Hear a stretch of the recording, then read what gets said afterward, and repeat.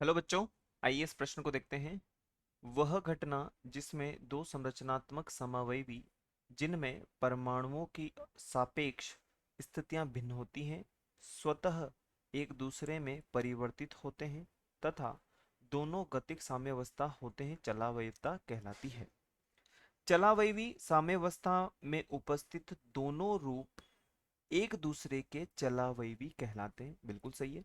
चलावयवियों का अंतः परिवर्तन एक रासायनिक अभिक्रिया है जिसमें बंध टूटते हैं तथा बनते हैं। चलावयवी वास्तविक समावयवी होते हैं तथा इनमें से प्रत्येक समावयवी पृथक किया जा सकता है।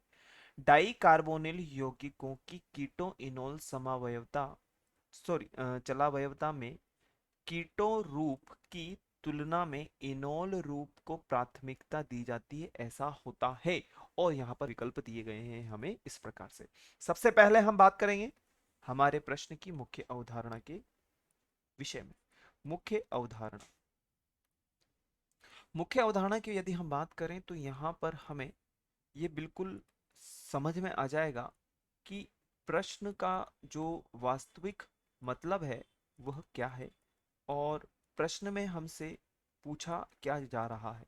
देखिए, यदि मैं बात करूं चलावयवता के विषय में, क्योंकि चलावयवता चलावयवी और समावयवता के विषय में बात कही गई है, तो चलावयवता के लिए जो शर्त होती है पहले उसे हम समझ लेते हैं। पहला, देखिए, जो चलावयवता है तो चलावयवता में क्या होगा। चलावयवता में जो होगा वो एक प्रकार से हम कह सकते हैं जो कार्बन है और इस कार्बन के साथ में जो द्विबंध करके ऑक्सीजन जुड़ा हुआ है और इसके साथ में जो हाइड्रोजन जुड़ा हुआ है, तो हम कह सकते हैं यहाँ पर कि या यहाँ पर कोई अन्य समूह जुड़ा हुआ है, तो यह यहाँ से जो एकाकी इलेक्ट्रॉन है ये एकाकी इलेक्ट्रॉन इस अल्फा कार्बन से अल्फा हाइड्रोजन का स्थानांतरण होगा और यहाँ पर ये आ जाएगा। तो हम कह सकते हैं कि यहाँ पर OH हो जाएगा जो कि द्विबंध को एकल बंध में परिवर्तित कर देगा। तो हम यहाँ पे लिख सकते हैं इस प्रकार से OH, और ये जो द्विबंध है यहाँ पे CH2 हो जाएगा। यहाँ पर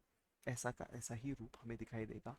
तो यहाँ पर हमने देखा है कि यहाँ पर बंध टूट रहा है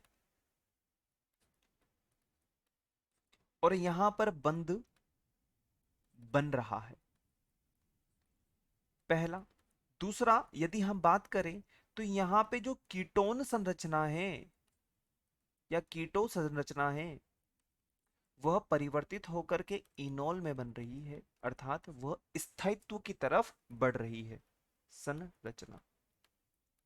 और तीसरे नंबर पे यदि हम बात करें जो कि सबसे महत्वपूर्ण है वो यह कि कीटोन जो संरचना परिवर्तित होकर के इनोल में बदल रही है वह अनुनाद के कारण अधिक स्थायित्व है। अब हम चर्चा करते हैं यहां पर विकल्प के विषय में। ए दिया है हमें यहाँ पर तीव्र रासायनिक परिवर्तन के कारण, जो कि नहीं होगा।